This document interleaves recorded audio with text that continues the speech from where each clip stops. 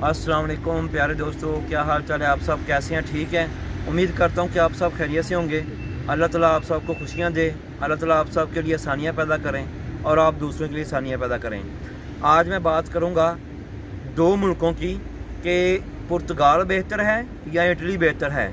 मैं दोनों के फ़ायदे और नुकसान बताऊँगा।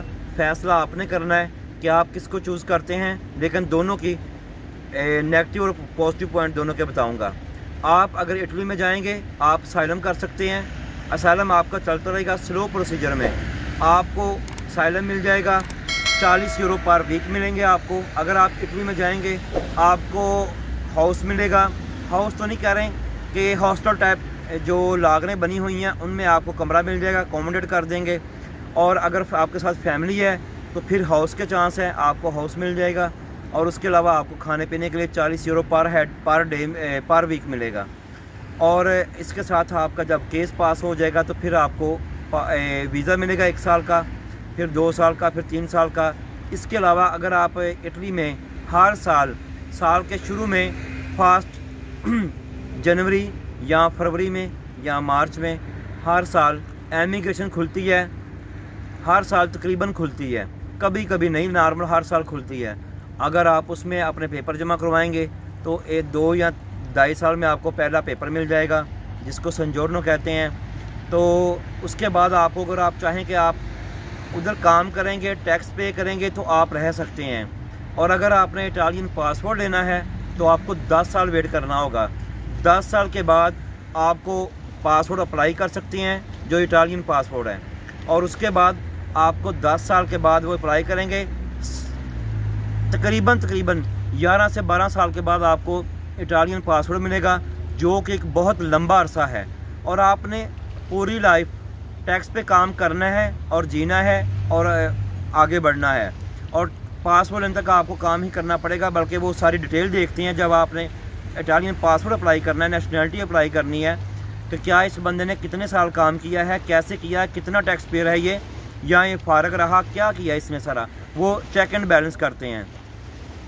इसके बाद मैं जाऊंगा पुर्तगाल के लिए। अगर आप सेम पुर्तगाल में जाते हैं, आप उधर असाइलम नहीं, उधर आपने जाते ही पेपर अप्लाई करने हैं। आपने मेल्डूम कराना, आपने रजिस्ट्रेशन करवानी है। रजिस्ट्रेशन करवाने के बाद आपने उधर अपने पेपर टैक्स दे के शुरू कर देने हैं। 6 अगर आप लीगल तरीके से गए हैं, बाई एयरपोर्ट से गए हैं, तो 6 माह बाद आपके पेपर जो है कंप्लीट हो जाएंगे। आपका फिर 2-3 माह बाद आपके फिंगर निकल आएंगे, आप फिंगर देंगे और 1 साल तक तकरीबन या अंडर 1 साल आपको पहली साल की PR मिल जाएगी। और अगर उसके बाद आपने पासपोर्ट लेना है पुर्तगाल का तो 5 साल के बाद आप पासपोर्ट अप्लाई कर सकते हैं। और 5 साल बाद आपको 1 साल के अंदर उनका पासपोर्ट मिल जाता है। लेकिन होना वो भी टैक्स पे है। अगर आपने टैक्स दिया हुआ है, आप काम कर रहे हैं। लेकिन इटली के मुकाबले में पुर्तगाल इज़ बेस्ट कंट्री है, क्योंकि 5 साल बाद आप जाते कोई सालम नहीं, कुछ नहीं, आपने पेपर मेल्ड करने हैं। मेल्ड से मुराद है कि अनट्रा करना है, मसलन कि रजिस्ट्रेशन करवानी है। रजिस्ट्रेशन के बाद आपको वो आपका सिलसिला शुरू हो जाएगा। आपको जो पेपर पहले पेपर हैं वो 6 माह के बाद एक्सेप्ट हो जाएंगे और उनके फिंगर वगैरह निकलते हुए 1 साल के अंदर आपको पहला PR मिल जाएगा जो मर्ज़ी। इसके बाद आप काम करें रहें। तो 5 साल के बाद आप ऐसा करेंगे, आप पुर्तगाल का पासपोर्ट अप्लाई करेंगे। आपको 1 साल के अंदर तकरीबन 8-9 माह उनका टोटल टाइम पीरियड है। 8-9 माह के बाद आपको पासपोर्ट मिल जाएगा। आप लगाने के 6 साल बाद आपके पास पुर्तगाल का पासपोर्ट होगा। उसके बाद अक्सर लोग ऐसे करते हैं कि स्ट्रॉन्ग कंट्री में जाके अपना उधर रहते हैं, अपनी जो फैसिलिटी हैं वो यूज़ करते हैं और उधर जाकर अपनी लाइफ को सेटल करते हैं। अगर आपने ये आप पे डिपेंड है कि आप 5 साल ज़ाया करते हैं या 10 साल। इटली में रहेंगे तो 10 साल है, पुर्तगाल में रहेंगे तो 5 साल है। अब आपको फैसला करना है कि आपके लिए बेहतर कौन सा है। मैंने मेन बातें बता दी हैं, इतनी डीपली नहीं गया कि आपको वीडियो बहुत ज़्यादा लंबी हो जाए। मेन बता दिया है कि पुर्तगाल में जाते ही आपको PR मिलेगी 1 साल के अंदर। इटालिया में 2 साल लग जाएंगे, 3 भी लग सकती हैं पहली PR को, पहले वीज़े को, 1 साल का जो वीज़ा होता है। और उसके बाद आप पुर्तगाल में जाएंगे तो आपको 6 माह बाद आके पेपर निकल आएंगे। उसके बाद 8-9 बाद या 1 साल के अंदर आपको पहला वीज़ा मिल जाएगा।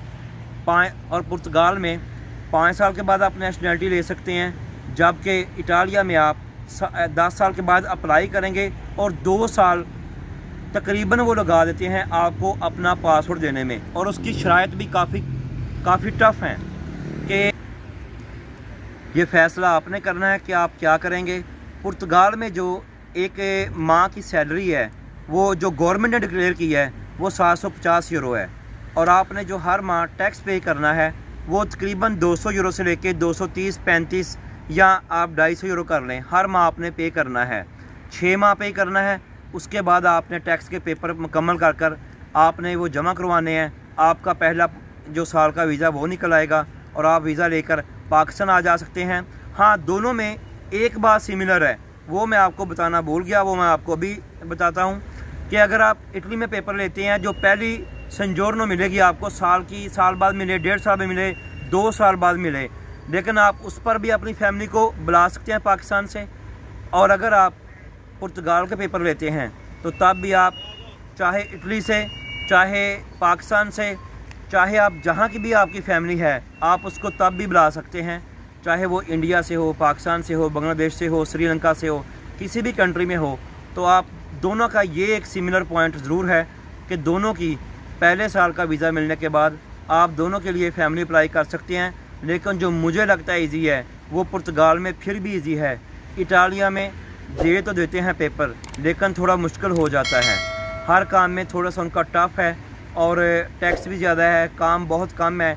अगर काम मिलने की रेशो देखें तो इटली से ज़्यादा बेहतर काम आपको पुर्तगाल में मिल सकता है।